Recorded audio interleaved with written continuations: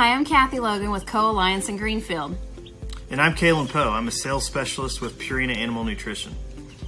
And we would like to welcome you to our Flock Talk and also invite you to our store in Greenfield on starting Monday, March 29th through Wednesday, March 31st for our chick days here. And also during those days, make sure that you text the word Purina to 57682 for a chance at a $10 coupon and enter a drawing for prizes.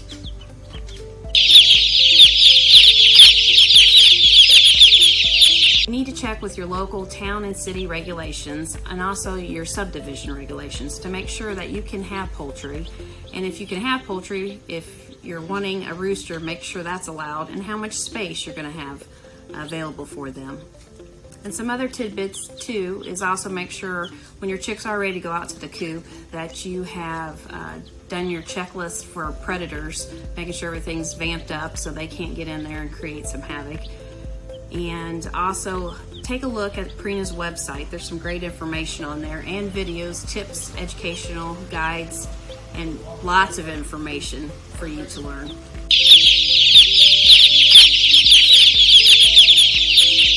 Chicks at home is one of people's favorite activities to do when you start to raise your own backyard chickens.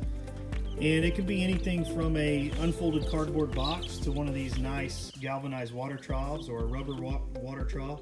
Just one thing you want to make sure of is that you don't have any corners. It has to be a rounded space for the chicks because baby chicks like to huddle up and you don't want anybody to get stuck in a corner. The chicks grow, your brooder needs to grow also, but when they're this little, it's really good to have 1 to 2 feet of space per bird, so it really depends on how many birds you plan on growing. But as your chicks grow, like we said, your brooder needs to also, and once they get to an adult stage or the layer phase, you want to have 5 to 10 feet of space per bird, and that's when you're into more of a full-fledged coop situation.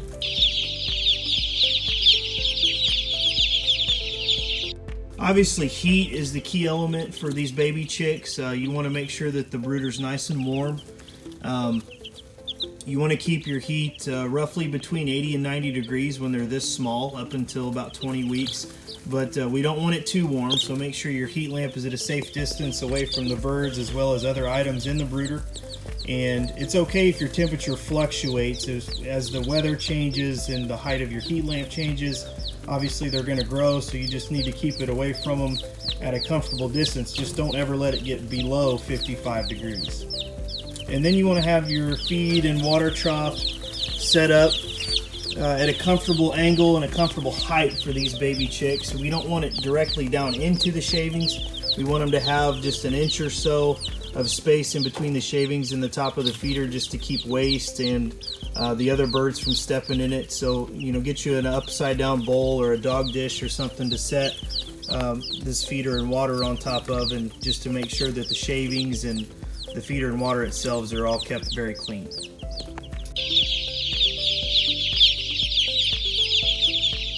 The finer the better for these baby birds. They just maneuver around in the finer cut shavings a little bit easier. The one thing you need to make sure of though is their lungs are very delicate, so make sure that you get odorless shavings. And so stay away from cedar, other types of shavings that have any type of a coating on them. Just get regular pine shavings that are fine cut.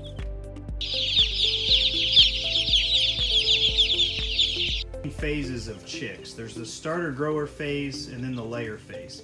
The starter grower phase begins at hatch to 18 to 20 weeks, and then the layer phase begins at 20 weeks into adulthood. It's essential for chicks to get off to a strong start. So for birds going into egg production, we recommend an 18% protein premium poultry feed called Start and Grow. And this diet comes in non-medicated and medicated forms for those of you that prefer an organic option. For birds being raised for meat or mixed flocks that include some ducks and some other breeds, we like to recommend a general 20% protein premium poultry feed called Flock Raiser. And both of these diets also come in a non-medicated and a medicated form. Just make sure that any diet you choose has a number of pre and probiotics to provide digestive health and immune function. For healthy laying birds and strong eggs, the birds can be transitioned to a 16% diet called Leina. It's probably our most popular option for laying hens. This diet has increased levels of calcium for stronger eggshells, and we can achieve this by incorporating the Oyster Strong technology in this diet as an added source of calcium.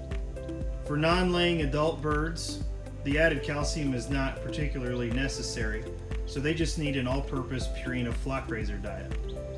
Some other options to think about is the grit and oyster shell supplemental intakes, such as the flock block.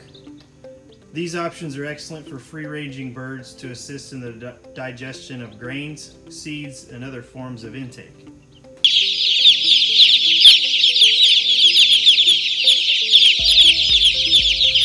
Thank you for joining us. I'm Cathy with Co-Alliance in Greenfield.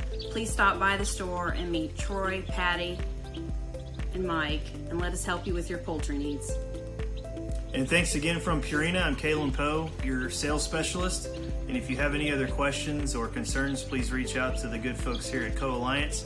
And don't forget to text to enter to be entered in that drawing for prizes. Text the word Purina to the number 57682.